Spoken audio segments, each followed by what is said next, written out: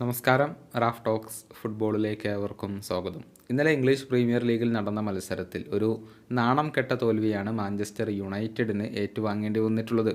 എതിരില്ലാത്ത 3 ഗോളുകൾക്കാണ് ടോട്ടൻഹാം അവരെ പരാജയപ്പെടുത്തിയിട്ടുള്ളത്. സ്വന്തം മൈതാനമായ ഓൾഡ് ട്രഫോർഡിൽ വെച്ചുകൊണ്ടാണ് യുണൈറ്റഡിന് ഈ ഒരു നാണക്കേട് ഏറ്റുവാങ്ങേണ്ടി വന്നിട്ടുള്ളത്. മത്സരത്തിൻ്റെ 42-ാമത്തെ മിനിറ്റിൽ അവരുടെ ക്യാപ്റ്റനായ Bruno Fernandes straight red card കണ്ടുകൊണ്ട് പുറത്തു പോവുകയായിരുന്നു.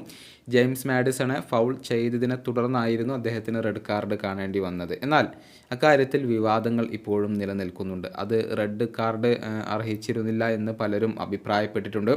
ബ്രൂണോ ഫെർണാണ്ടസ് തന്നെ അക്കാര്യം ഇപ്പോൾ പറഞ്ഞിട്ടുണ്ട്. അത് റെഡ് കാർഡ് അർഹിച്ചിരുന്നില്ലെന്നും ഫൗളിന് ഇരയായ മാഡിസൺ തന്നെ അക്കാര്യം തന്നോട് പറഞ്ഞു എന്നുമാണ് ബ്രൂണോ വെളിപ്പെടുത്തിയിട്ടുള്ളത്.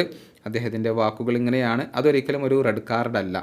അതാണ് എൻ്റെ ഒരു കാഴ്ചപ്പാട്. ഫൗൾ ഞാൻ അംഗീകരിക്കുന്നു. ഒരുപക്ഷെ യെല്ലോ കാർഡ് അർഹിക്കുന്നുണ്ടാവാം, പക്ഷേ റെഡ് കാർഡിന് ഉള്ളത് ഉണ്ടായിരുന്നില്ല. അത് ജെയിംസ് മാഡിസൺ തന്നെ എന്നോട് പറഞ്ഞിട്ടുണ്ട്, അത് റെഡ് അർഹിക്കുന്നില്ല എന്നുള്ളത്.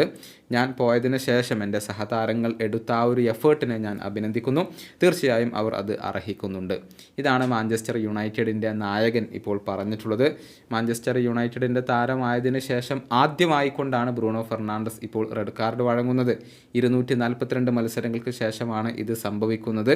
ഏതായാലും വളരെ പരിതാപകരമായ ഒരവസ്ഥയിലാണ് മാഞ്ചസ്റ്റർ യുണൈറ്റഡ് ഇപ്പോൾ ഉള്ളത്. 6 മത്സരങ്ങളിൽ നിന്ന് കേവലം 7 പോയിൻ്റ് മാത്രമാണ് പ്രീമിയർ ലീഗിൽ അവർക്ക് നേടാൻ കഴിഞ്ഞിട്ടുള്ളത്. പോയിൻ്റ് പട്ടികയിൽ 12-ാം സ്ഥാനത്താണ് മാഞ്ചസ്റ്റർ യുണൈറ്റഡ് ഇപ്പോൾ നിലകൊള്ളുന്നത്.